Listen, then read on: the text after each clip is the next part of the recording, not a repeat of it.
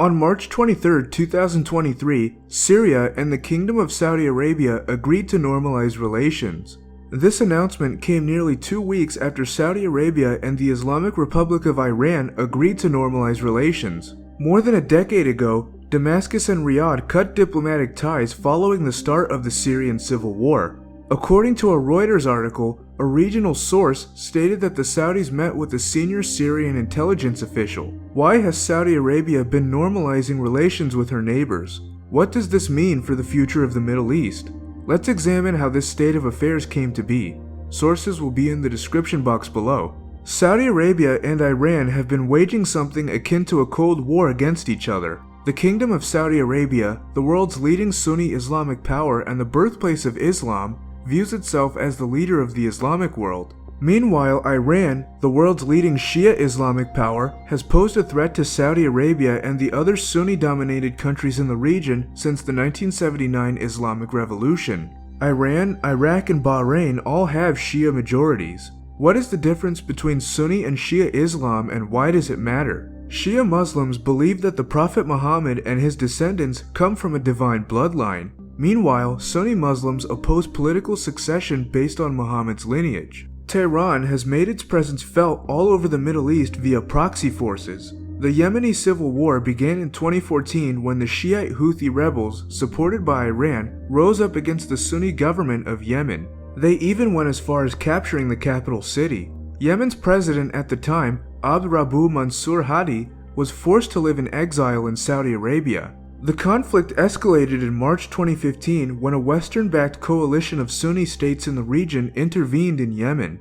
Saudi Arabia has accused Iran of arming and aiding the Houthis. A few years after being toppled from power, former President Ali Abdullah Saleh resurfaced after making an alliance with the Houthis. However, this new alliance was not a match made in heaven. Saleh soon broke with the Houthis and announced his willingness to negotiate with the Saudi-led coalition. Within a few days, Saleh was killed. The UN has labeled the Yemeni civil war as the world's greatest humanitarian crisis. More than 4.5 million people are currently displaced. Nearly 22 million people are in need of humanitarian assistance. More than 3/4 of those displaced in Yemen are women and children. The United Nations estimates that 131,000 of the 233,000 deaths in Yemen are the result of food insecurity, lack of accessible healthcare, and other indirect causes. Since April 2015, Saudi Arabia's navy has been blockading Yemen. In response, Iran has deployed its own navy to the region, further escalating tensions.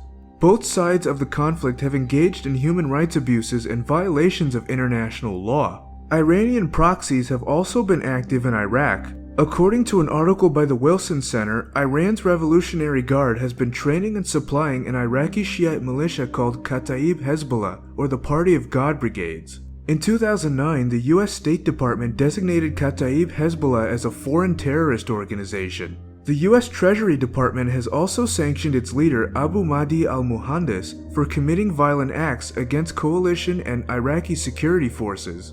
In 2014, Kataib Hezbollah joined the Popular Mobilization Forces, which came about as a response to the onslaught of the Islamic State. Another Iraqi Shiite militia called the League of the Righteous was founded in 2006, armed and funded by Tehran.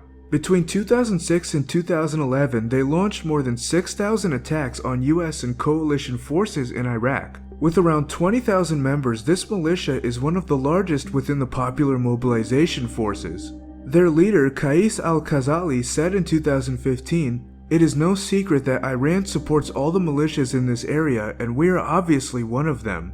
In 2020, the US State Department labeled them a foreign terrorist organization and also labeled al-Khazali and his brother as terrorists. More notably, Tehran has been supporting Hezbollah in Lebanon.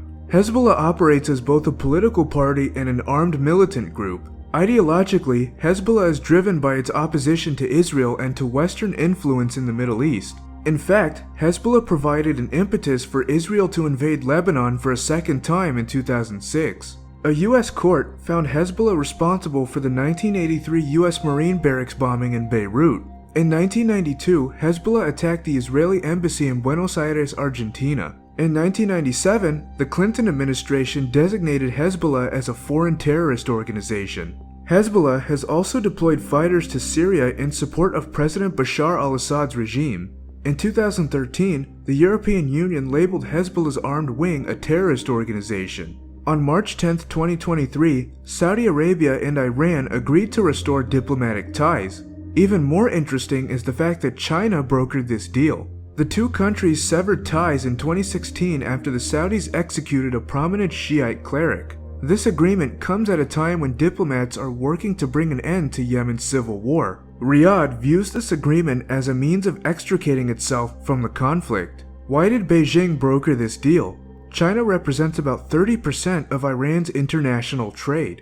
Also, China is Saudi Arabia's largest oil export market. At one point, Saudi Arabia was also China's biggest oil supplier. After taking office in August 2021, Iranian President Ebrahim Raisi announced that it was Tehran's priority to reduce tensions with its neighbors, including Saudi Arabia. The United States and its regional partners have been aiding some elements of the Syrian opposition. However, Syrian President Assad has been able to defeat these opposition forces largely due to Iranian and Russian assistance. A State Department spokesperson said that it would not encourage other countries to normalize relations with President Assad's regime. Despite having been kicked out of the Arab League in 2011, some Arab nations such as Oman and the United Arab Emirates have been working to restore ties with Syria. Interestingly, the normalization agreement between Tehran and Damascus is believed to have been set up by Russia. Only time will tell if these normalization agreements will endure. However, this is a positive step toward greater stability in the Middle East.